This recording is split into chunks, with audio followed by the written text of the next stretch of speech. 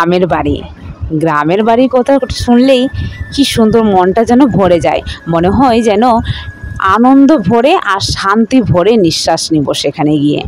সত্যিকারই বলতে গেলে দূর থেকে তো আর এই দুর্যোগের দিনগুলোর কষ্টগুলো আর বুঝতে পারি না, তাই যখন এসেছি তখন কষ্টগুলো যে এত কাছ থেকে অনুভব করে কি যে আমার ব্যথা পেয়েছি। সত্যিকারই বলতে গেলে এখানকার মানুষগুলো এই দুর্যোগের দিনগুলোতে কত কষ্ট করে সেটাই তোমাদের সাথে শেয়ার করব। তো hey guys, welcome back to my channel Desi queen Panchu. আজকের নতুন ভিডিওতে সবাইকে অনেক অনেক স্বাগত, অনেক অনেক ভালোবাসা। সকাল সকাল মন একদম প্রচুর ভাঙা, সঙ্গে শরীর তো ভাঙা আছেই। ছেলে আর মা প্রচুর সকালে উঠে পড়েছি। উঠে পড়েই দেখো চারদিকে ট্যাং ম্যাং করে ঘুরে বেড়াচ্ছি। তোমাদের সাথে বলছি ঠিকই, কিন্তু খুব একটা জোরে বলতে পারিনি, কারণ এত পরিমাণে নিস্তেজ হয়ে পড়েছিলাম। আর সেটা কেন, সেটাই তোমাদের সাথে বলবো। আজ ছিল রেমাল ঝড়। আজ বলতে নয়, কালকেই ছিল, কিন্তু রেমাল ঝড়ের জন্য যে গ্রাম বাংলায় এতটা এফেক্ট করবে সত্যিকারই, আর সঙ্গে আমরা যে এতটা বিপদে পড়বো জীবনে ভাবতে পারিনি। দেখতে পাচ্ছ হালকা হালকা বাতাস উঠেছে, এখন কিন্তু তেমন ওয়েদারের কোনো চেঞ্জ হয়নি। হালকা হালকা জাস্ট বাতাস, একটু মেঘটা মেঘলা মেঘলা করেছে। রেমাল ঝড়ের প্রকোপ দেখার কথা ছিল ২৬ তারিখে। আর ২৬ তারিখের জায়গায় আমাদের এখানে, তোমরা তো জানোই আমরা এসেছি মায়ের বাড়িতে। আর মায়ের বাড়িতে এসে দেখো আমাদের অবস্থা তাকে বলে। এই যে দেখো ছেলে কিন্তু আমার কোলে আছে, একদম দেখো ভোর ভোর বেলা, সে কিন্তু সারা রাত্রি বেলা এত বিস্কিটও খাচ্ছে, দেখিয়ে দিচ্ছে। এই যে দেখো বিস্কিট খাচ্ছে, আমার বাবাটা বিস্কিট খাচ্ছে, আর আমি কিন্তু বাইরে ঘুমিয়ে আছি। এই বাড়িটা নতুন করে মারা করেছে, আর এখানে পুরো জানলা দরজা সব কিছুই লাগানো হয়নি। রাত্রেবেলা থেকে এই হারে গরম, আমি তো ভেবেছি যে হালকা হালকা হয়তো জ্বর আসবে, তেমন এদিকে আসবে না, কিন্তু হঠাৎ করে লাইন চলে গেছে। তারপরে তো ছেলে জাগতে শুরু করেছে, সারা রাত্রি কি যে অবস্থা হয়েছে।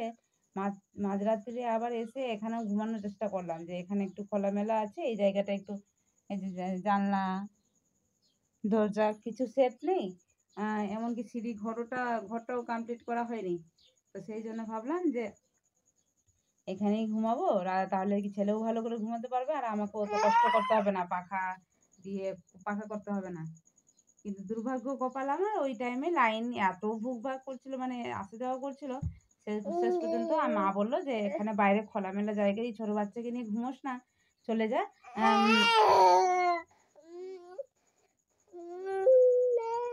যা বা ঘরে লাইন চলে আসবে। লাইন আসলেই তো ফ্যান গো গো করে চলবে, তাহলে কোনো সমস্যা হবে না। কিন্তু হাই কপাল আমার, দেখো কি অবস্থা হয়েছে। সারা রাত্রিরে ঘেমে ঘেমে আমার তো কোনো মানে পাখা পাওয়ার মানে আমার তো দূরে থাক, এখানে ছেলেকে পাখা করতে করতে করতে করতে সারা রাত্রিরে হাত দুটো পুরো ব্যথা হয়ে গেল। মানে না থেকে নাই লাইন আসা যাওয়া করতে করতে করতে করতে পুরো রাত্রি কেটে গেল। তো এই হচ্ছে গ্রাম বাংলায় হালকা একটু রোদ বৃষ্টি সব কিছু নিয়ে, আর এখানে এত তাড়াতাড়ি প্রকোপটা দেখা যায়। বাতাস হচ্ছে অল্প অল্প মৃদু, কিন্তু লাইন কেটে বসে আছে। তো এইভাবে যাচ্ছে আমাদের দিন। দেখি আজকের দিনটা কেমন যাচ্ছে, আপনাদের সাথে সম্পূর্ণ শেয়ার করবো। তো ভিডিওটা দেখতে থাকুন আর সঙ্গে থাকুন। Good morning guys, very bad good morning. হ্যাঁ, bad morning, bad morning, bad morning না। বাবাটারও ঘুমটা ভালো করে হয়নি, কারণ সে সারা রাত্রিরে মানে এদিক থেকে ওদিক করেছে। যদিও বা তাকে পাখা করে ঘুমিয়ে রেখেছিলাম, মাঝে মাঝে একটু হালকা জেগে জেগে উঠে উঠে কাঁদছিল। হ্যাঁ, কেন কাঁদছিলা দেখছেন। আর এখন আমি ভাবলাম যে একটু ঘুমোবো, কিন্তু ছেলে এখন ঘুমোতে চাইছে না। মানে একটু ঘুমোলে পরে মনটা ফ্রি লাগে। আমার চোখ পুরো কড়া হয়ে গেছে, চোখের নিচে ডার্ক সার্কেলে একটু দেখা দিয়েছে, মানে সারাদিনে বেশ ভালোই দেখা দেবে আমার মনে হচ্ছে। তো চলুন একটু ঘুমানোর চেষ্টা করি, না হলে ছেলে যদি বেশি একটু বিরক্ত হবে তাহলে কিন্তু আবার উঠে যেতে হবে। চলুন একটু পরে আসছি আপনাদের সামনে। এই রেমাল ঝড়ে ঝড় তো তেমন পেলাম না, কিন্তু কষ্টটা একটু বেশিই পেয়েছি। আমাদের অবস্থা, মা ছেলের অবস্থা, যেখানে আমরা ইনভার্টারের আলোতে ইনভার্টারের ঘুমিয়ে থেকে শান্তিভাবে ঘুমাতাম, সেখানে গ্রামের বাড়িতে এসে এই শান্তিটাও পেলাম না, ঠিক মতো করে ঘুমিয়েও করতে পারিনি। তার জন্য ছেলে কিন্তু সারা রাত্রি। কোথায় যাবা দাঁড়ান।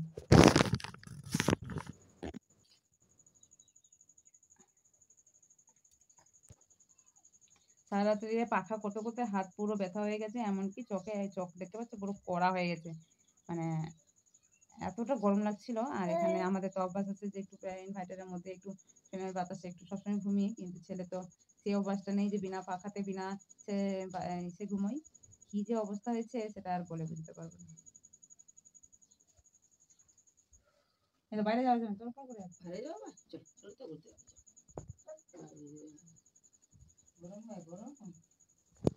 সারা রাত্রি এই লাইন না থাকার কারণে যে পরিমাণে কষ্ট করেছি, সত্যিকারই বলতে গেলে সকালবেলার দিকে আমি আর কোনো মতেই ঠিক মতো দাঁড়াতে পারছি না।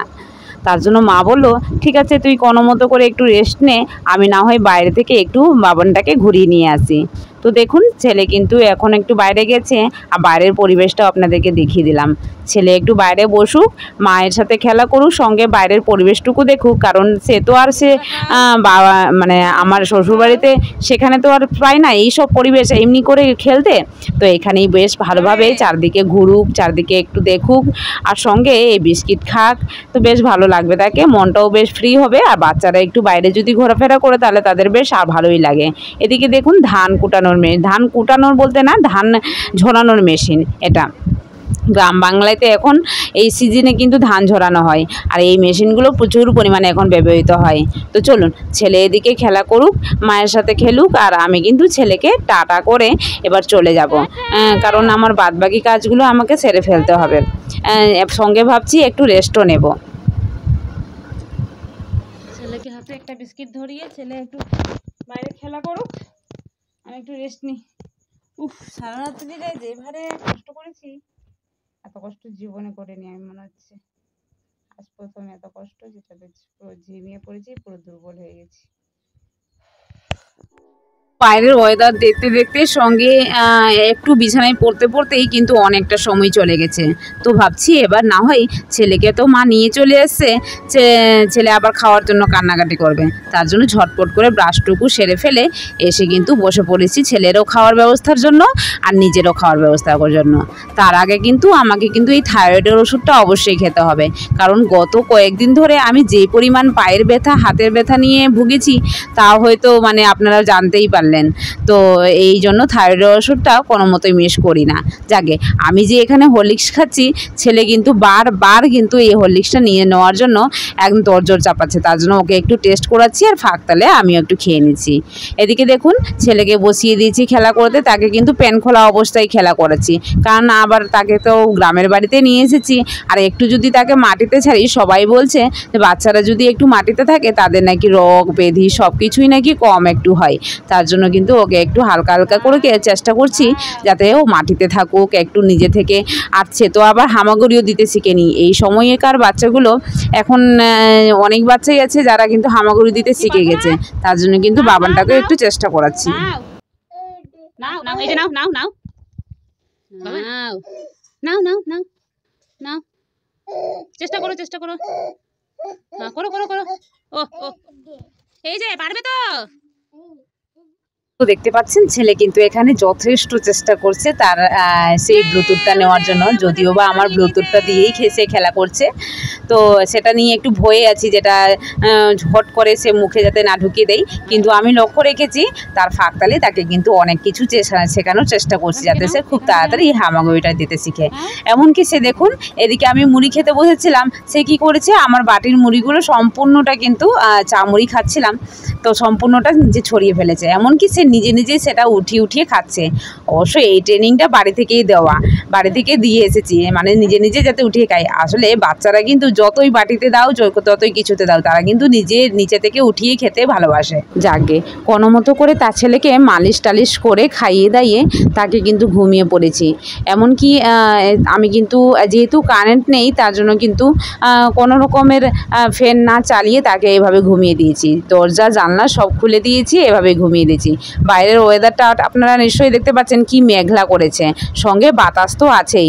এই সময় কিন্তু গ্রাম বাংলায় একটা পজিশন দেখতে পাচ্ছেন যে লাইন থাকে না, কিন্তু যেহেতু বাতাসটা বয় একটু ওয়েদারটা ঠান্ডা আছে। আর অনেক দিন পরে যেহেতু এত গরম পড়েছিল, আর এতদিন পরে যে এত সুন্দর বাতাস করেছে, সত্যিকারই মনটা জুড়িয়ে এসছে। কিন্তু কি বলুন তো, যেখানে লাইন থাকবে না সেখানে কিন্তু আর থাকা যায়? মানে আমরা যে যারা ইউটিউবার আছি বা মানে যারা মোবাইল একটু বেশি ঘাঁটি, তাদের ক্ষেত্রে কিন্তু ওই নেট লাগা নেটওয়ার্কের প্রবলেম হয়ে যাওয়া মানে প্রচুর বড় একটা সমস্যা। তো সত্যিকারই বলতে গেলে আমি অনেক বড় বিপদে পড়েছি, যে এখানে আসার পর থেকে কিন্তু আমার মোবাইলের চার্জও অনেকটা কমে গেছে, সঙ্গে কি বলুন তো নেটওয়ার্কের সমস্যা আছে, যেহেতু ওয়েদার খারাপ আছে। তো এই জন্য কিন্তু প্রচুর সমস্যায় পড়েছি। সঙ্গে ছেলের জন্য মানে হালকা হালকা যে গরম করছে, তার জন্য কিন্তু লাইন নেই, এই সব সমস্যার সম্মুখীন হয়েছি।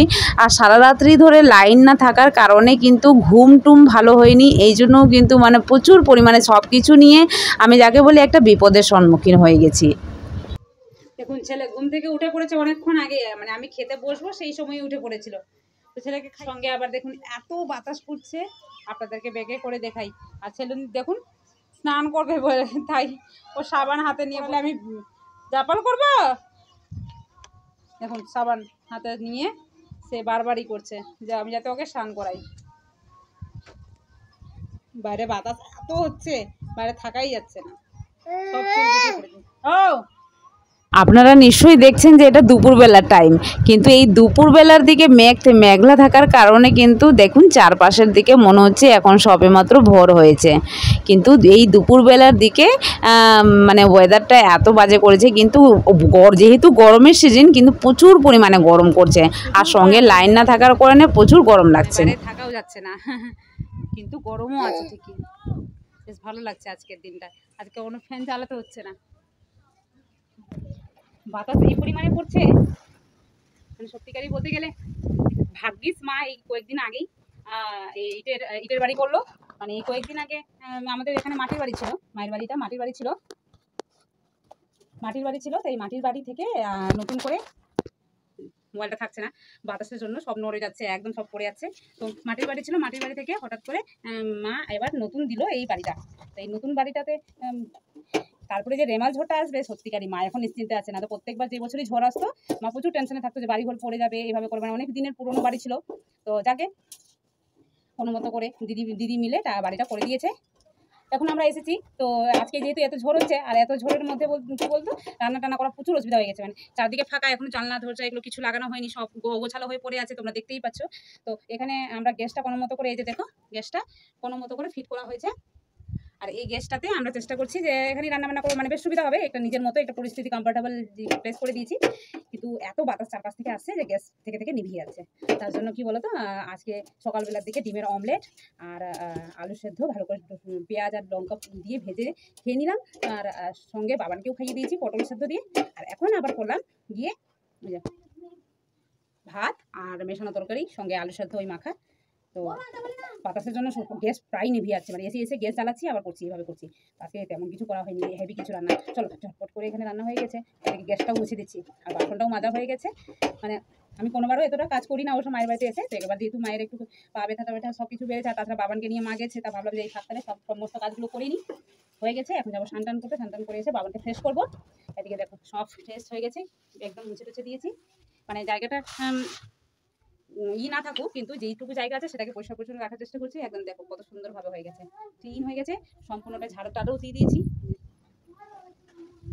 বিছানাটাও গুছিয়ে দিয়েছি, এই যে বিছানা গুছানো হয়ে গেছে। এই বাক্সটাও গুছিয়ে দিয়েছি, প্লাস্টিকটা উঠে যাচ্ছে। তো কিছু করার নেই, ওয়েদারটা আজকে প্রচুর বাজে আছে। আর ঝড়টা সত্যিকারই বলতে গেলে এতটা উঠিয়েছে, তার জন্য কিন্তু প্রচুর চারদিকে কাপড় টাপড় সব কিছু উড়ে যাচ্ছে। তো চলো স্নান টান করে দিই, বাবানকে খাইয়ে দিই, বাবানটাকে শেষ করে দিই, তারপরে আপনাদের সামনে আসবো। এদিকে আমি আমার কাজগুলো করি, শান্তি থাকলেই সব হবে। যেখানে শান্তি পাওয়া যাবে, এই গরিবপুর মানে কি বলে না, যে শান্তি খুঁজতে হলে গরিব কুটিরেও পাওয়া যাবে, আর যদি অশান্তি থাকে তাহলে বড় কুটিরেও থাকা অসম্ভব হয়ে যাবে। সত্যিকার বলতে গেলে খুবই ভালো লাগে এখানে মায়ের বাড়িতে আসলে, মনটা একটু শান্তি হয়ে যায়। যতই শ্বশুর বাড়িতে বড় গাড়ি বড় সব কিছু থাকুক না কেন, কিন্তু মায়ের বাড়িতে আসলে মনটা জুড়িয়ে যায়। যতই এখানে মাটির বাড়ি বা এখন না ইটের বাড়ি হয়ে যায়, কিন্তু আগে তোমাদেরকে আরো ব্লগে শেয়ার করেছি চারদিক থেকে বাতাস ঢুকছে। ঠান্ডার সময় আসলে প্রচুর সমস্যা হচ্ছে, গরমের সময় আসলে বেশি গরম লাগছে। আমাদের তো ওখানে এটা ইনভার্টার আছে, কিন্তু এখানে তো নেই। তো এগুলোর মাঝেও কিন্তু সত্যিকারই মায়ের বাড়িতে যে আলাদা শান্তি আছে সেটা মানে সেটা তারাই বুঝবে যাদের বিয়ে হয়ে গেছে। চলো অনেকটা বকবক করে নিলাম, এখন রান্না করে সব কাজ হয়ে গেছে। দেখতে পাচ্ছ মুখ চোখের অবস্থা, এত বাতাস করছে চারদিকে যে মানে বেশি করে শান্তিভাবে বসে থাকতে পারছি না। সব হয়ে গেছে, সব গুছানো হয়ে গেছে একদিকে। জায়গাটা একটা কমফোর্টেবল প্লেস করে দিয়েছি। মাকে বলেছি যে মানে একটা জাস্ট একটা রান্না করে একটা ভালো ক্লিন থাকলেই হলো, ক্লিন থাকলেই হলো, আর তেমন কোনো গুছানো কোনো কিছু লাগবে না। শ্বশুরবাড়িতে আছে ঠিকই, কিন্তু এখানে যেমনটা থাকুক মায়ের বাড়ি শান্তির প্লেস, তাই না? আপনারা নিশ্চয়ই জানেন। তো যাকে সব কিছু কষ্টের মাঝেও কিন্তু একটা সুখ খুঁজে পেয়েছি, সেটা হলো শান্তি। এই শান্তিটা মায়ের বাড়িতে আসলে হয়তো প্রত্যেকটা মেয়েই বুঝতে পারে যে যতই কিছু কষ্ট থাকুক না কেন, শান্তিটা অবশ্যই মায়ের বাড়িতে পাওয়া